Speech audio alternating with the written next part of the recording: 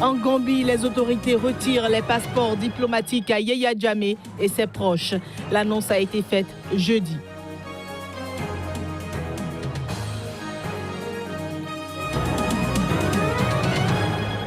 Sécurité en Tunisie, Londres a salué le travail abattu par Tunis.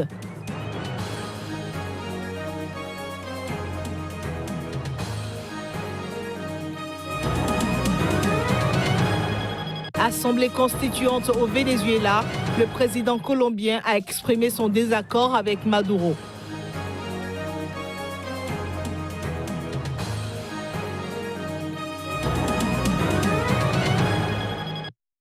Bienvenue dans ce nouveau journal sur Sika, mesdames et messieurs. Nous démarrons cette édition par des nouvelles de la Gambie. Pour dire qu'en Gambie, les autorités ont retiré les passeports diplomatiques à l'ex-président Yaya Jammeh, son épouse et plusieurs de ses anciens ministres. L'annonce a été faite jeudi par le ministère des Affaires étrangères.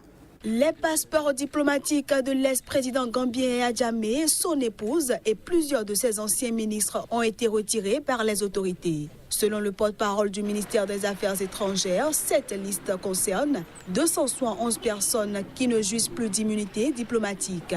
Elles doivent donc rendre leur passeport diplomatique quand elles cessent d'être des diplomates gambiens. Avant son exil en Guinée équatoriale en janvier dernier, Yaya Jammeh est soupçonné par les autorités d'avoir détourné plus de 50 millions de dollars, soit environ 44 millions d'euros. Une commission chargée d'enquêter sur ces biens a été mise en place en mai dernier, après que le gouvernement ait annoncé le gel de ses biens ainsi que ceux de ses proches. Pour rappel, l'ex-président Yaya Jammeh, un ancien militaire, a dirigé la Gambie d'une main de fer pendant 22 ans. Et la Grande-Bretagne a salué jeudi le travail acharné de la Tunisie en matière de sécurité, lequel travail a permis d'assouplir récemment les recommandations aux touristes britanniques souhaitant se rendre dans ce pays. Le travail acharné de la Tunisie en matière de sécurité a été salué ce jeudi par la Grande-Bretagne. En visite à Tunis, le secrétaire d'État britannique au Moyen-Orient et à l'Afrique du Nord a déclaré, au cours d'une conférence de presse, que beaucoup d'efforts ont été faits en termes de sécurité aérienne et maritime et de réaction aux attaques terroristes.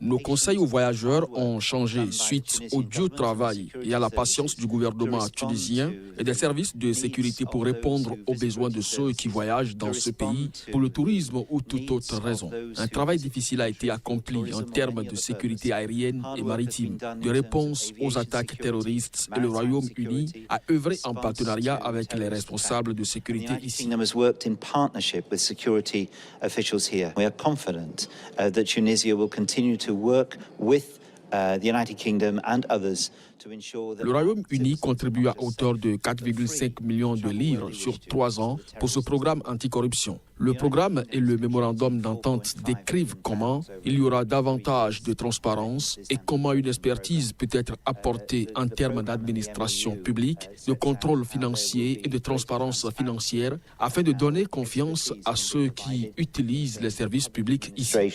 Audit control and financial transparency in order to give confidence to those who engage with the public services here. Le gouvernement britannique avait recommandé à ses ressortissants de quitter la Tunisie après l'attaque de Port El Kantaoui le 26 juin 2015 qui avait coûté la vie à 38 touristes dont 30 britanniques. Mais fin juillet, Londres a assoupli ses recommandations aux touristes voyageant en Tunisie, mettant fin à sa consigne.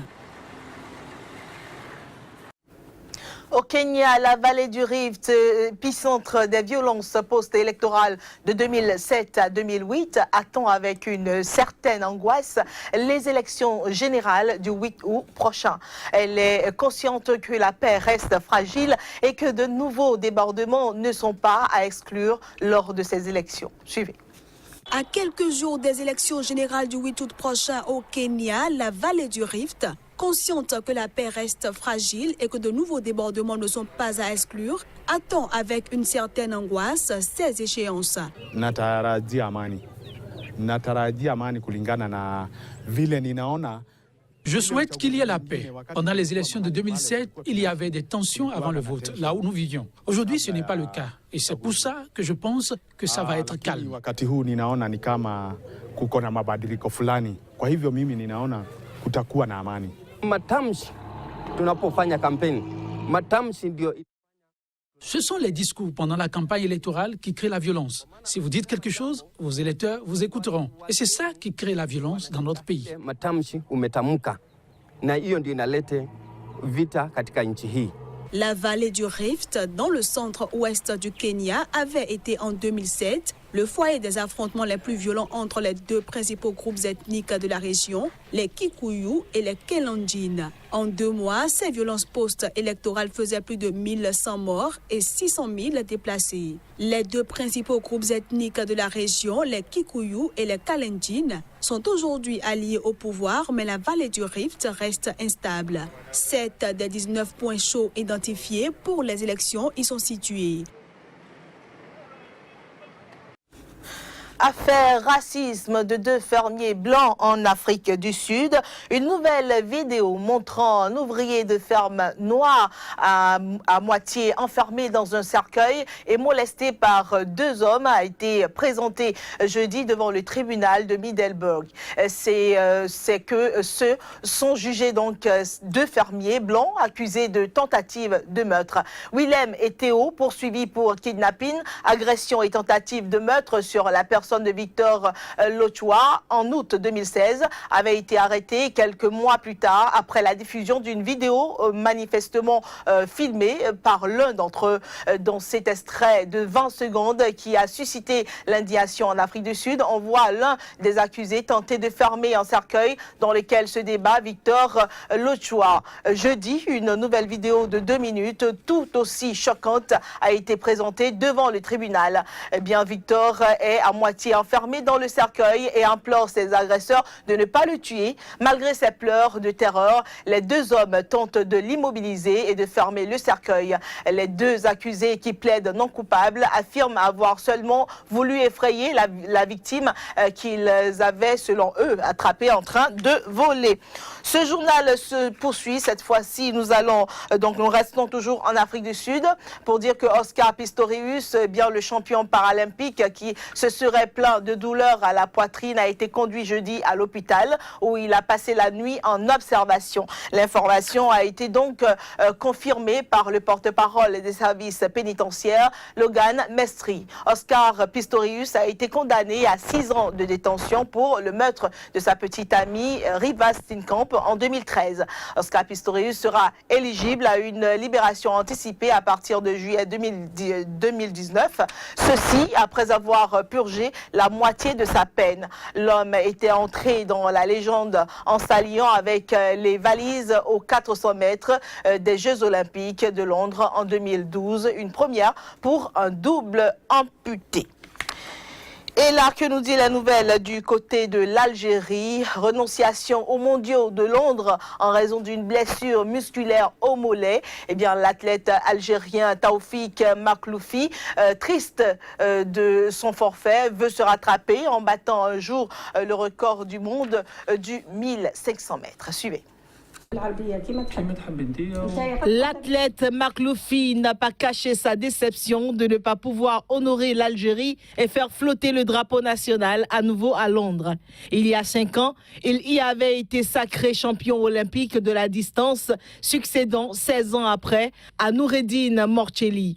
Également double vice-champion olympique sur 800 et 1500 mètres à Rio en 2016, Makhloufi a dû renoncer aux mondiaux de Londres qui se tiennent du 4 au 13 août en raison d'une blessure musculaire au mollet. C'est désolant de ne pas pouvoir participer aux championnats du monde. En tant que sportif, je n'ai encore jamais eu de médaille en championnat. C'est cette médaille qui me manque, en plus de battre un record mondial. J'avais la possibilité d'honorer l'Algérie et de porter le drapeau algérien pour ces rencontres internationales, mais mon aptitude physique n'était pas à 100%. J'ai encore beaucoup de grands objectifs, comme les championnats mondiaux de 2019 et les Jeux olympiques. J'espère que Dieu nous donnera santé et patience. Depuis Alger, Ses yeux sont désormais rivés sur les championnats du monde de Doha en 2019 et les JO de 2020, dernières opportunités de podiums internationaux et de médailles pour l'athlète de 29 ans. Mais d'abord, il devra se remettre de sa blessure, retrouver 100% de ses moyens et se préparer convenablement. Un défi compliqué par le fait qu'il n'a plus d'entraîneur depuis sa séparation en mars d'avec Philippe Dupont. Le champion olympique algérien a une ambition et un rêve, battre au moins un record du monde, probablement celui de 1500 mètres, détenu depuis 1998 par le Marocain Hicham El Guerrouj en 3 minutes 26 secondes. Assemblée constituante au Venezuela, le président colombien estime que son voisin vit une destruction de la démocratie. Juan Manuel Santos assure que Bogota ne reconnaîtra pas l'Assemblée constituante inaugurée cette fin de semaine à Caracas. Le président colombien, prix Nobel de la paix, a déploré la situation au Venezuela. L'autorité a déclaré jeudi que l'Assemblée constituante implique la destruction de la démocratie au Venezuela, au point que la Colombie ne reconnaîtra pas cette décision. Juan Manuel Santos a justifié le durcissement de sa position contre Maduro, qui a pourtant soutenu les efforts du gouvernement colombien, l'ayant conduit à l'accord de paix avec les rebelles des FARC. Malheureusement, nous avons vu récemment une détérioration, une destruction de la démocratie au Venezuela. Ils détruisent la démocratie petit à petit et cette assemblée constituante est, d'une certaine manière, l'aboutissement de cette destruction de la démocratie au Venezuela. Nous ne pouvons reconnaître cette assemblée constituante comme une institution légitime et cette décision ne peut être reconnue et ne sera pas reconnue par le gouvernement de la Colombie. Maduro a prévu d'installer l'Assemblée cette fin de semaine. Celle-ci a pour mission de rédiger une nouvelle constitution. Ce, en dépit des allégations de la condamnation internationale et de l'opposition de fraude présumée lors de l'élection de ses 545 membres. Le président colombien a plaidé à nouveau pour une solution pacifique à la crise au Venezuela. Et voilà qui vient mettre un terme à cette édition qu'avec plaisir nous vous avons présentée. Mesdames et messieurs, restez en compagnie des programmes de site.